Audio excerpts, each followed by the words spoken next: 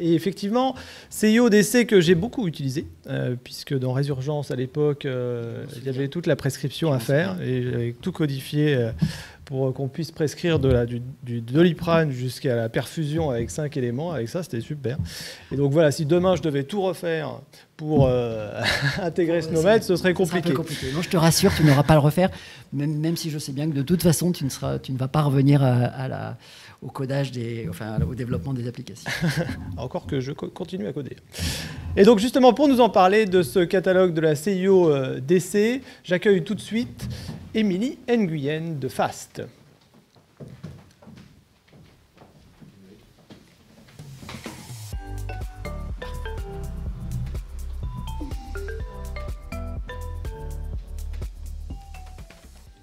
Bonjour Émilie. Bonjour.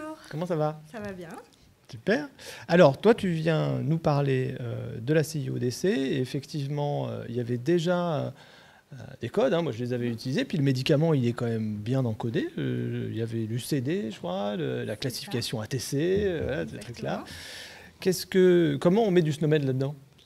Et ben justement, on a travaillé pour mettre en place une nouvelle version de notre référentiel CIO-DC et qui va introduire la terminologie SNOMED-CT. Alors, je te mets des slides tout de suite. Ok. Alors, attends, je vais juste... Vas-y, c'est bon? On peut partir sur cette slide? Comme vous le savez, CIO-DC est donc un référentiel qui met à disposition des établissements de santé une description du médicament en données codées et structurées. Il agit alors comme un langage commun partagé entre toutes les applications informatiques impliquées dans le circuit du médicament. Donc, en facilitant et sécurisant les échanges de données de santé, CIO-DC se présente comme un prérequis à l'interopérabilité des systèmes d'information. Le modèle de données de CIO-DC s'articule, comme tu le disais Sébastien, autour du code UCD, qui est l'unité commune de dispensation et qui va faire le lien avec les données locales de chaque établissement. À ce code est rattaché tout un ensemble de données qui reprend entre autres les informations figurant dans les RCP, les résumés caractéristiques produits, publiés par les instances officielles. Et toutes nos données vont s'appuyer sur des dictionnaires dans lesquels nous faisons référence à différents standards nationaux, européens et internationaux. Donc, pour exemple, on a les standard terms de la pharmacopée européenne dans Nodico-Form et Nodico-Voix, et on reprend, comme tu le disais, la classification ATC de l'OMS. Et c'est donc au niveau de ces dictionnaires que l'on a décidé d'introduire dans notre nouvelle version la terminologie SNOMED-CT. Donc, dans SNOMED-CT, nous retrouvons les données concernant les médicaments dans la hiérarchie de premier niveau Pharmaceutical Biologic Product, et plus précisément au niveau des concepts Medicinal Product. Donc, le Medicinal Product va représenter la notion de produit contenant une ou plusieurs substances actives. Par exemple, un produit contenant de la clarithromycine. S'en découlent deux concepts. Un premier concept, Medicinal Product Only et Medicinal Product Form, qui vont apporter des informations concernant l'exclusivité de la substance active ou la forme. Et ces deux concepts pointent vers un même concept qui est Medicinal Product Form Only, donc, qui, dans notre exemple, va correspondre au produit contenant seulement de la clarithromycine sous forme orale et qui va donc être une description du médicament qui reste encore assez globale. C'est dans le concept clinical drug qu'on retrouve des précisions sur le dosage, sur l'unité de présentation. Donc là, vous retrouvez notre clinical drug. Donc, pour notre exemple, cela correspond au produit contenant précisément 500 mg de clarithromycine pour chaque comprimé oral à libération conventionnelle. Son synonyme un peu plus simple est clarithromycine 500 mg oral tablette et ça s'apparente à notre médicament virtuel en France. Et donc ce concept va être qualifié par différents attributs qui va vraiment permettre une description très fine du médicament. Et c'est donc en s'appuyant sur cette description très fine du clinical drug qu'on peut maintenant dans CIO-DC rattacher à notre UCD, à notre spécialité bien précise, en faisant un mapping au niveau des substances et un mapping au niveau des formes, Et en combinant avec notre notion de dose, on peut attribuer à notre spécialité le clinical drug associé. Et donc, en complément de cette description du médicament, on a choisi aussi de nous tourner vers les données cliniques en lien avec le médicament, notamment l'indication thérapeutique. Il s'agit d'une expression renseignant sur la maladie ou les symptômes qui justifient l'intérêt du médicament ou encore sur le diagnostic qu'il permet d'établir. L'indication définit le cadre du bon usage du médicament et donc soumis à de nombreuses exigences réglementaires, notamment la prise en charge des molécules onéreuses et innovantes qui sont maintenant soumises à des règles strictes et doivent être prescrites vraiment dans des indications référencées. Donc, nous nous sommes penchés vers ces indications et nous avons constaté que dans les RCP, au niveau du chapitre 4.1, dans lequel on retrouve les indications thérapeutiques, nous avions des expressions sous forme textuelle avec de nombreux détails et nous sommes vite arrivés à la conclusion qu'une indication thérapeutique ne pouvait pas correspondre à un seul concept SNOMED-CT. Donc, il nous a fallu nous tourner vers une structuration des indications thérapeutiques. Donc, l'idée, c'est de former une combinaison de concepts codés, bien sûr, en nous appuyant sur la terminologie SNOMED-CT, et de pouvoir représenter ces données de manière standardisée, exploitable directement par les applications. On parle alors de Computers Indications, et donc qui vont pouvoir être exploitées dans le modèle de données FHIR.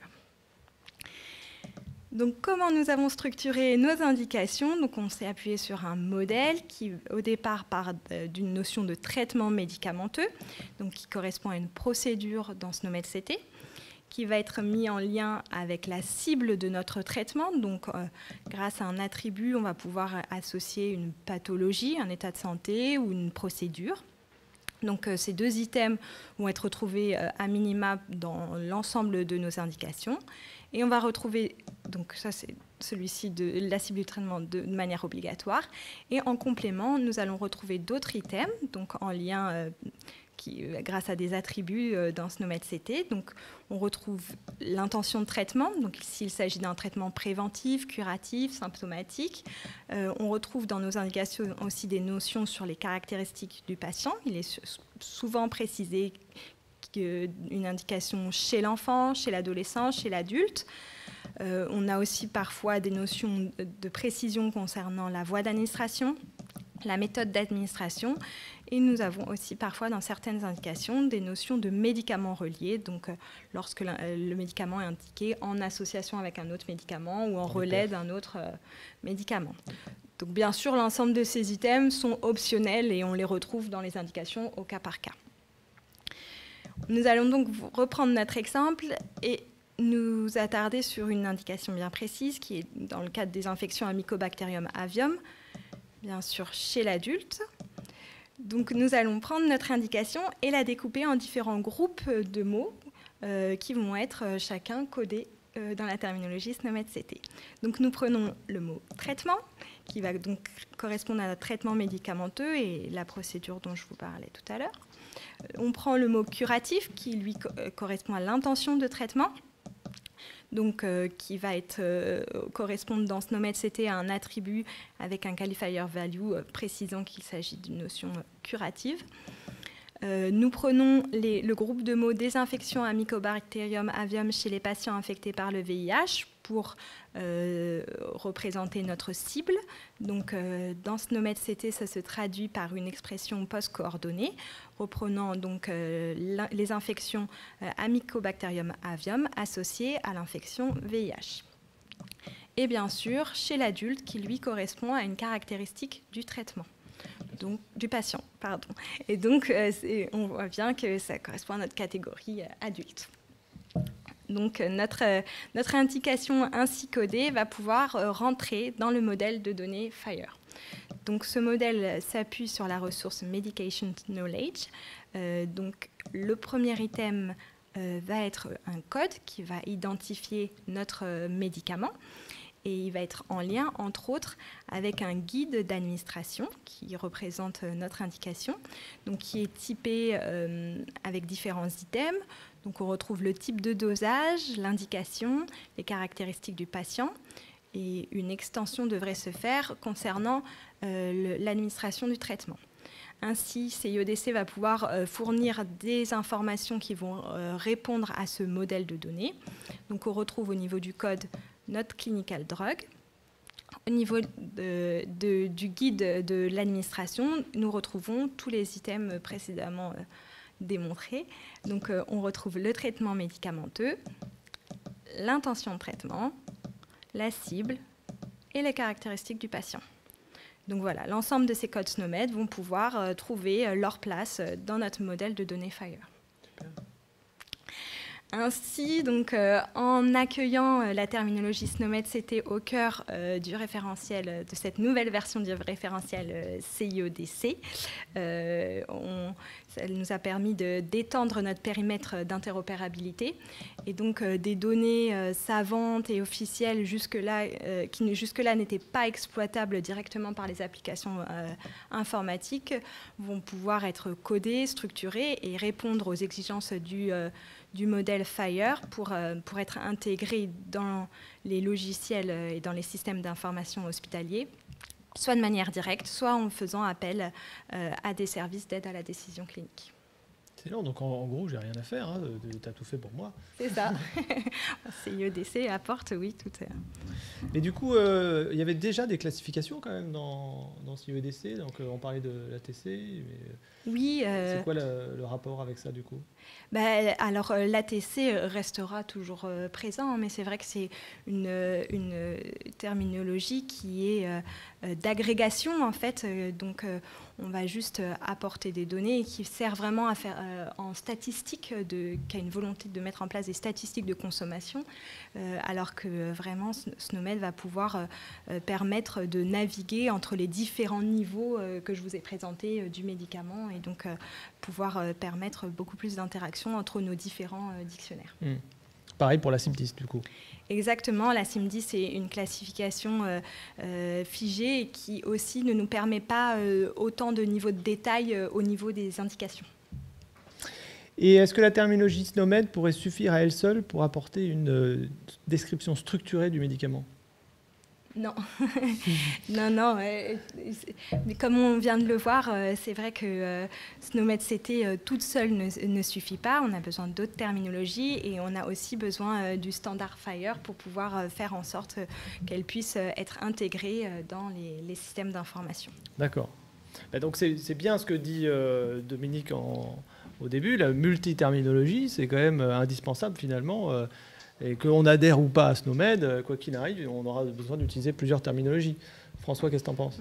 Oui, tout à fait, j'abonde dans le même sens. J'ai juste donné un exemple supplémentaire qu'on n'a pas présenté ici dans notre codage des indications, c'est qu'il y a certaines cibles ou certaines caractéristiques patients qui sont exprimées sous la forme d'observation avec une valeur quantitative. Et dans ce cas-là, on a besoin de lowing aussi. Donc, on a aussi utilisé lowing et donc aussi Oukoum pour les unités de mesure. Oui, bien sûr. Et tous ces référentiels, ces standards, on peut les échanger via FHIR. Je rappelle qu'on en parlera demain, FHIR, on a une journée dédiée à ça. Merci beaucoup à vous deux, et surtout à toi, Émilie, parce que tu as bien déroulé. Moi, je suis rassuré. Quand je vois ça, je me dis, bon, si je dois implémenter du SNOMED dans mon logiciel, en fait, si j'avais déjà la CIODC, j'ai plus qu'à appuyer sur le bouton mise à jour, c'est ça, de CIODC. C'est gratuit. Hein. Ça marche, merci beaucoup. Merci.